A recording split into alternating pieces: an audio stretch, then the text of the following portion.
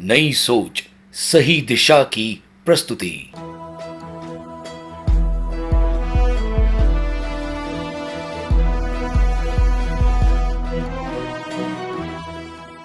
अनूप मंडल हो, पालीताना या गिरनार के विरोध में कोई न कोई असंतुष्ट लोग, असामाजिक लोग कार्यरत हों, या शिखर जी और केसरिया जी के विरोध में भी जैन समाज के विरोध में लोग काम करते हों, अथवा कोई जैन समाज को राक्षस कहते हों, अथवा फिर यूं कहते हो कि जैन समाज के लोग ही सबसे अधिक कत्ल खाने चलाते हैं, इतना बड़ा झूठ मूठ कहते हो, समाज के लिए अपमानजनक ऐसे विधान करते हो, या रह रह करके कभी अखबारों में जैन समाज के विरोध में कोई कुछ छापते हो, अथवा सोशल मीडिया पर टेक्स्ट मैसेज लिखकर, ऑडियो बनाकर या वीडियो बनाकर जैन समाज के विरोध में प्रसार प्रचार करते हो, या अन्य अन्य तरीकों से जैन समाज के मंदिरों के, उपाश्रयों के, जमीन जायदाद के विरोध में काम करते हो, उन्हें पचाने का, उन पर अतिक्रमण करने का प्रयास करते हो, जैन समाज को गालियां देते हो, साधु साध्वियों को परेशान करते हो, या उनकी दुर्घटनाएं करवाते हो, या उनको भगाते हो, उनको शांति से चतुर्मास न करने देते हो, या बरसात बांधने का आरोप है, ये कोरोना की महामारी लाने का आरोप है,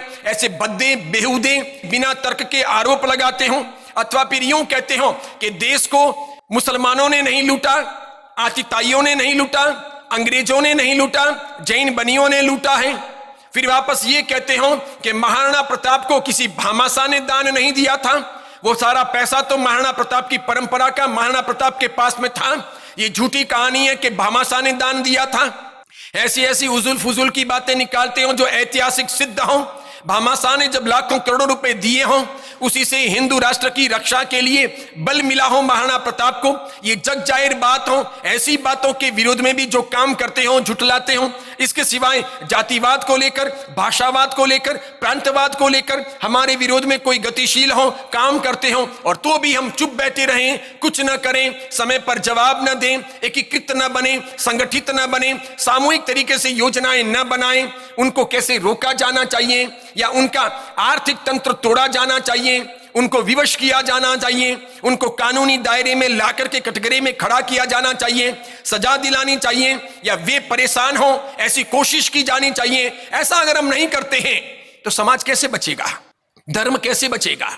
मैं समग्र भारत के समाज के लिए कह रहा हूं, समग्र जैन समाज के लिए कह रहा हूं, हर ट्रस्ट, हर संघ और हर संगठन के लिए कह रहा हूं, सभी साधु साध्वी जी भगवंतों के लिए कह रहा हूं कि अगर 100 साल से चल रहा ये अनूप मंडल अब तक चला है तो इसमें कहीं ना कहीं हमारी कमजोरी परिलक्षित होती है।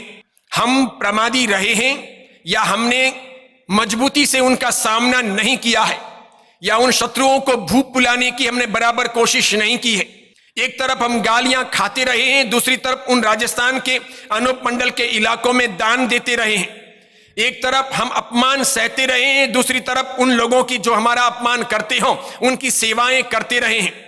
एक तरफ वे लोग हमसे मांगते रहे हैं, हम उन्हें नाना प्रकार की सहायताएं देते रहे हैं, और हमारा ही खा करके वे हमारा खोदते रहे हैं, हमारा नमक खा करके हमारे विरोध में भीतर भीतर वे कोशिशें या षड्यंत्र करते रहे हैं। ये सब बातें हमें समझनी होगी।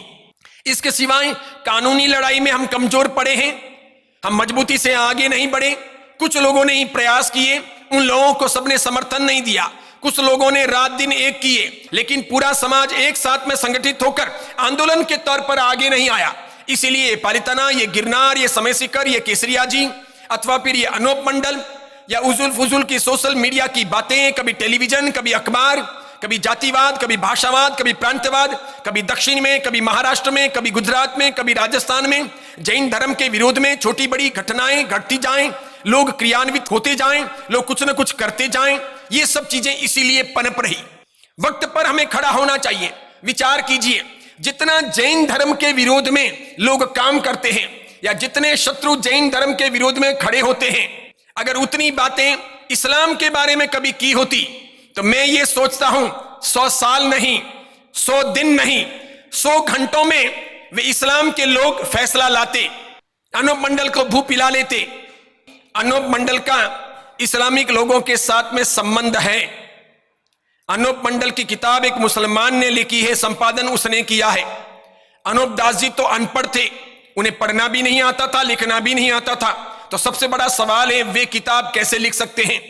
उन्होंने लिखवाई और उनको पढ़नी नहीं आती है, तो लिखने वाले ने क्या लिखा? अब लिखने वाले ने उर्दू में भी बहुत सारी बातें लिखी है, उर्दू शब्दों का बेशुमार प्रयोग हुआ है, तो ये कैसे तय हो कि ये षड्यंत्र नहीं है? निश्चित तौर पर इसमें स्पष्ट लगता है कि ये षड्यंत्र है। जब अनूप दास जी को पढ़ना नहीं आता था, लिखना नहीं आता था, तो किताब लिखी कैसे? और जब उन्होंने लिखवाई तो सामने वाले ने क्या लिखी, क्या छपाई, क्या किया?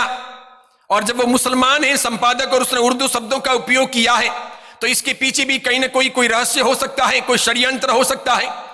इसीलिए इन बाबतों को समझना चाहिए। और अभी इस प्रकार की बातें भी जानने को, सुनने को, देखने को मिल रही है। इसका मतलब ये चाल है, षड्यंत्र है।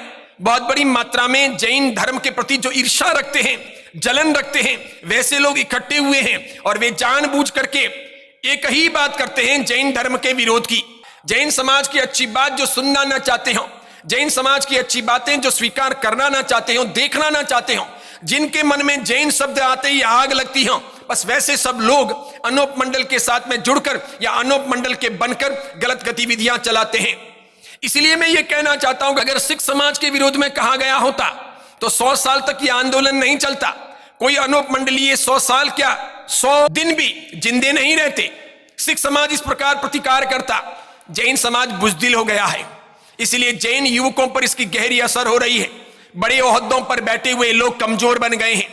वे लीपापोती करते हैं, वे गम खा लेते हैं, वे चुप रह लेते हैं। उन्हें अहिंसाकार समझ में नहीं आ रहा। वे समाज की गौरव को बचाने के लिए पूरी तरह से सक्रिय बनकर आगे नहीं आ रहे।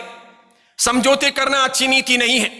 देखिए बात एक, समझौते आप अपने घर के लिए कर सकते हो, अपने परिवार या दुकान के लिए कर सकते हो, अपने आश्रितों के भरण पोषण के लिए कर सकते हो। वहां पर आप गम खा सकते हो, चुप रह सकते हो। समझो आप और आपके परिवार को कोई मुसीबत हो, या आपके परिवार के और आपके 8-10 सगे संबंधियों के परिवार को कोई मुसीबत हो, तो आप उस मुसीबत का सामना करने में कामयाब ना हो तो गम खा सकते हो, थोड़ा गंवा सकते हो, समझौता कर सकते हो, माफी मांग सकते हो, चुप रह सकते हो। अधिक से अधिक ये भी कर सकते हो कि अपनी शांति के लिए और नए विकास के लिए और अपनी पीढ़ी के संरक्षण के लिए उस गांव को, उस शहर को छोड़कर कहीं अन्यत्र जाकर के आप बच सकते हो, वहां पर रह सकते हो, नई जिंदगी, नया गुजारा प्रारंभ कर सकते हो। ऐसा करके भी आप गम खा सकते हो, चुप रह सकते हो। ये आपके परिवार की बात हुई, आपके सगे संबंधियों की बात हुई, आपके कुछ मित्रों की बात हुई। समाज के मामले में ऐसा नहीं हो सकता, धर्म के मामले में ऐसा नहीं हो सकता। धर्म और समाज को कहां ले जाना चाहेंगे? उनका स्थानांतरण नहीं हो सकता, उसके सिद्धांत बदल नहीं सकते, उसकी परंपराएं तोड़ी नहीं जा सकती, रोज रोज उसके लिए सहा नहीं जा सकता, उसकी गरिमा यानी समाज और धर्म की गरिमा या अस्मिता को खंडित नहीं किया जा सकता। यह सोचा जाना चाहिए। इसलिए मैं ये सोचता हूं कि सबसे पहले तैयारी होनी चाहिए शत्रुओं को, रोग को समाप्त करने की। पानी आने के पहले ही पाल बांधी जानी चाहिए।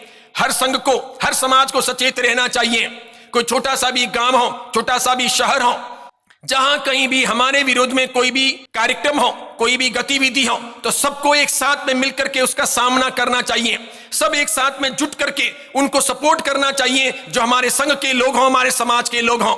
तब ये नहीं सोचना चाहिए कि उनकी बात है वो करेंगे, उस संघ की बात है वो करेंगे, हमारा विषय नहीं है, ऐसा नहीं सोचा जाना चाहिए। ऐसा जब सोचते हैं तो हम कमजोर पड़ते हैं, जब इकट्ठे होते हैं तो हम मजबूत बनते हैं। और इसीलिए जैन समाज और धर्म के मामले में गहरी निष्ठा भावना की आवश्यकता है।